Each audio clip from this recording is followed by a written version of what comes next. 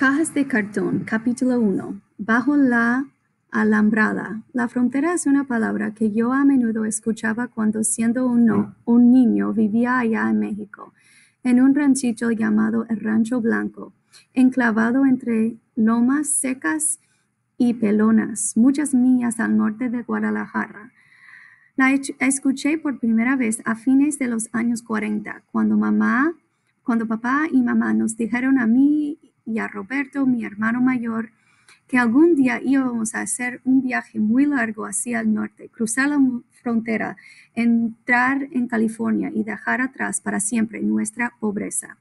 Yo no siquiera sabía exactamente qué cosa era California, pero veía que a papá le brillaban los ojos siempre que hablaba de eso con mamá y sus amigos. Cruzando la frontera, llegando a California, nuestra vida va a mejorar, decía siempre, parándose muy erguido, echando adelante el pecho. Roberto, que era 4 años mayor que yo, se emocionaba mucho cada vez que papá hablaba del mentado viaje a California. A él no le gustaba vivir en el Rancho Blanco, aún menos le gustó después de visitar en Guadalajara nuestro primo Fito, que era mayor que nosotros. Fito se había ido del Rancho Blanco. Él estaba trabajando en una fábrica de tequila y vivía en una casa con 2 recámaras, que tenía luz eléctrica y un pozo. Le dijo a Roberto que él, Fifito, ya no tenía que madrugar levantándose como Roberto a las 4 de la mañana para ordeñar las 5 vacas, ni tenía tampoco que acarrear a caballo la leche en botes de aluminio por varias millas hasta llegar al camino por donde pasaba el camión que la recogía para llevarla a vender al pueblo. Ni tenía que ir a buscar agua al río, ni dormir en el piso de tierra, ni usar velas para alumbrarse. Desde entonces a Roberto solamente le gustaban 2 cosas del Rancho Blanco: buscar huevos de gallina y asistir a misa los domingos. A mí también me gustaba buscar huevos e ir a misa, pero lo que más me gustaba era oír contar cuentos. Mi tío Mauricio, el hermano de papá, solía llegar con su familia a visitarnos por la noche después de la cena. Entonces nos sentábamos todos alrededor de la fogota hecha con esterrico seco de vaca y nos poníamos a contar cuentos mientras desgranábamos las mazorcas de maíz. En una de esas noches, papá hizo un gran anuncio. Íbamos por fin a hacer el tan ansiado viaje a California, cruzando la frontera. Pocos días después, empacamos nuestras cosas en una maleta y fuimos en camión hacia Guadalajara para tomar ahí el tren. Papá compró boletos para un tren de segunda clase, perteneciente a los ferrocarriles nacionales de México. Yo nunca había visto un tren. Lo veía como un montón de chocitas metálicas ensartadas en una cuerda. Subimos al tren y buscamos nuestro asiento. Yo me quedé parado mirando por la ventana. Cuando el tren empezó a andar, se sacudió y hizo un fuerte ruido, con miles de botes chocando uno contra otro. Yo me asusté y estuve a punto de caerme. Papá me agarró en el aire y me ordenó que me estuviera sentado. Me puse a mover las piernas, siguiendo el movimiento del tren. Roberto iba sentado frente a mí, al lado de mamá, y en su cara se pintaba una sonrisa grande. Viajamos por 2 días y 2 noches. En las noches casi no podíamos dormir.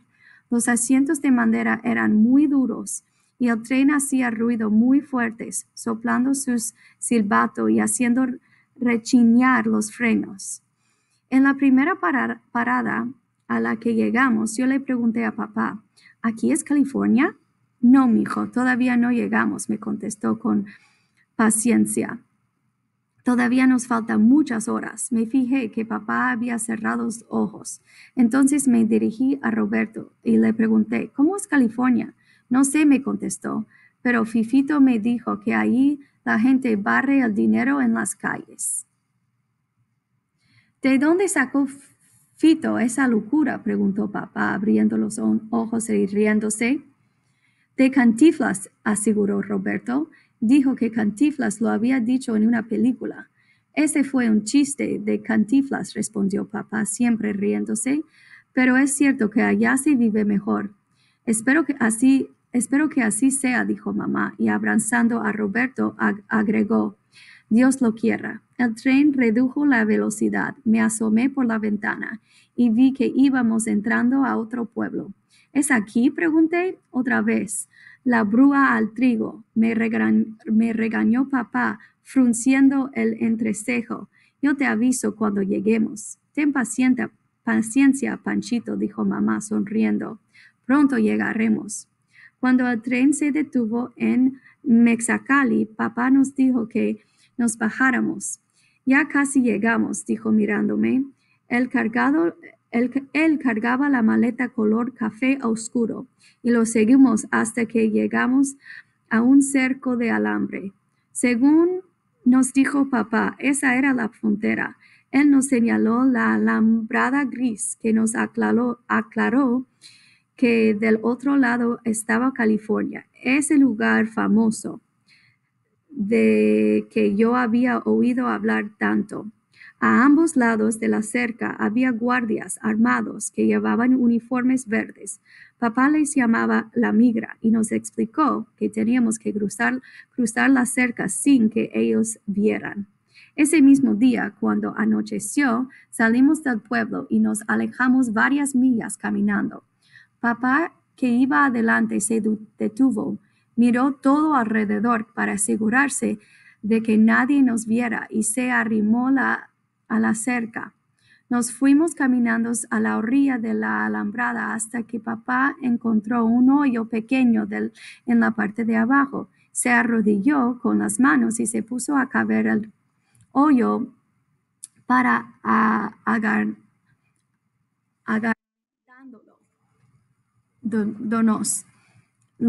Entonces nosotros pasamos a través de él, arrastrándonos como culebras. Un ratito después nos recogió una señora que papá había conocido en Mexicali. Ella había prometido que si le pagábamos, iba a recogernos en su carro y llevarnos a un lugar donde podríamos encontrar trabajo. Viajamos toda la noche en el carro y la señora iba manejando. Al amanecer llegamos a un campamento de trabajo cerca de Guadalupe, un pueblo en la costa. Ella se detuvo en la carretera al lado del campamento.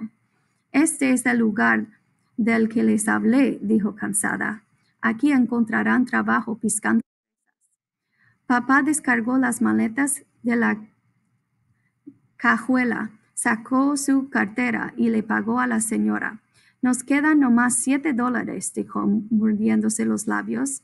Después que la señora se fue, nos dirigimos al campamento por un camino de tierra, flanqueado con árboles de eucalipto. Mamá me llevaba de la mano, apretándomela fuertemente. En el campamento le dijeron a mamá y papá que el capataz ya se había ido y no volvería hasta el próximo día. Esa noche dormimos bajo los árboles de eucalipto. Juntamos unas hojas que tenían un olor a chicle y las apilamos para acostarnos encima de ellas. Roberto y yo dormimos entre papá y mamá. A la mañana siguiente me despertó el silbato de un tren. Por una fracción de segundo me pareció que todavía íbamos en el tren rumbo a California, echando un espeso chorro de humo negro. El tren pasó detrás del campamento. Viajaba a una velocidad mucho mayor que el tren de Guadalajara. Mientras lo seguía con la mirada, oí detrás de mí la voz de una persona desconocida. Era una señora que se había detenido para ver en qué nos podía ayudar. Su nombre era Lupe Gordillo y era del campamento vecino al nuestro. Nos llevó algunas provisiones y nos presentó al capataz, que afortunadamente hablaba español. Él nos prestó una carpa militar para vivir en ella. Siempre nos ayudó a amarrarla. Ustedes tienen suerte, nos dijo. Esta es la última que nos queda. ¿Cuándo podemos comenzar a trabajar?, preguntó papá, frotándose las manos. En 2 semanas, respondió el capataz. No puede ser, exclamó papá, sacudiendo la cabeza. Nos dijeron que íbamos a trabajar de inmediato. Lo siento mucho, pero resulta que la fresa no estará lista para pescar hasta entonces, contestó el capataz, encogiendo los hombros y luego retirándose. Después de un largo silencio, mamá dijo: le haremos la lucha, viejo. Una vez que empiece a trabajar, todo va a arreglar. Roberto estaba callado. Tenía una mirada muy triste. Las 2 semanas siguientes, mamá cocinó afuera en una estufita improvisada hecha con algunas piedras grandes y usando un comal que le había dado doña Lupe. Comíamos verdolagas y también pájaros y conejos que papá cazaba con un rifle que le prestaba un vecino.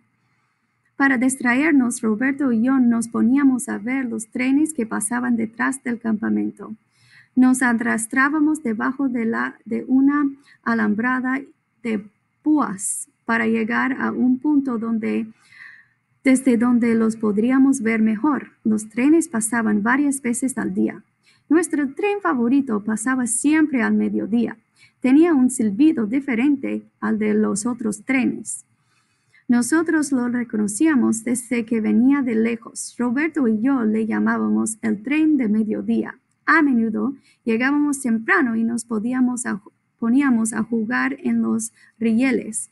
Mientras esperábamos que pasara, corríamos sobre los rieles o caminábamos sobre ellos, procurando llegar lo más lejos que pudiéramos sin caernos. También nos sentábamos en los rieles para sentirlos vibrar cuando se acercaba el tren. Conforme pasaron los días, aprendimos a reconocer desde lejos el conductor del tren.